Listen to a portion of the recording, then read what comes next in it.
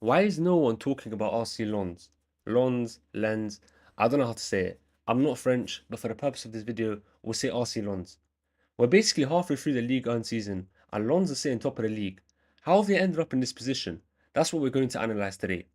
I just want to point out that Lens are the third most informed team in the world in Europe's top 5 leagues, just behind Aston Villa and Bayern Munich. They have 9 wins, 1 draw and 1 loss in their last 11 games. Let's go back to the most recent summer transfer window, where manager Will Still had left the club for Championship side Southampton and former Lyon manager who was sacked roughly 6 months prior, PSG.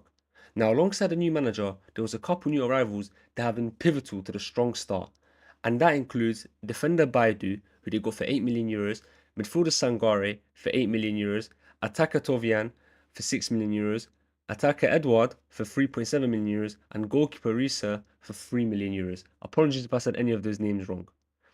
All of those I've listed have been revolutionary for the club, and all of them have been a successful signing for the club. They have an underrated recruitment board despite losing key players in recent years such as Eli Wahi, Danzo, Medina, and etc. The average possession time Lens have is 47.6% possession, so they're not exactly a possession dominating side. They play a 3-4-2-1 that's more focused on defensive structure and being as compact and difficult as possible to get past or break down. They use the wing backs a lot to create chances, in particular their left wing back, Udo, who has the most assists in the side with 5. They also make good use of the wide tens as they play both Diouf and they play to both Diouf's and Tovian's strengths. They're both flary creative players as they have the most dribbles completed per 90 in the side, in particular Diouf with 3 dribbles completed per 90. Now, as I mentioned earlier, their style of play is mainly focused on defensive structure and organisation. They have the best defense in Ligue 1, conceding only 13 goals so far in 16 games and have the most clean sheets in the league so far with 5. They recruited a new goalkeeper and centre-back, as mentioned earlier in the video, which has helped form a solid back line. Their defence includes Risa, Baidu, Malang Sarr, former Chelsea player, and Gradit. Don't let it get to you that they're only good at defending, because all of these are decent with their feet too and can play progressive passes. Mainly Malang Sarr, with that sweet left boot of his.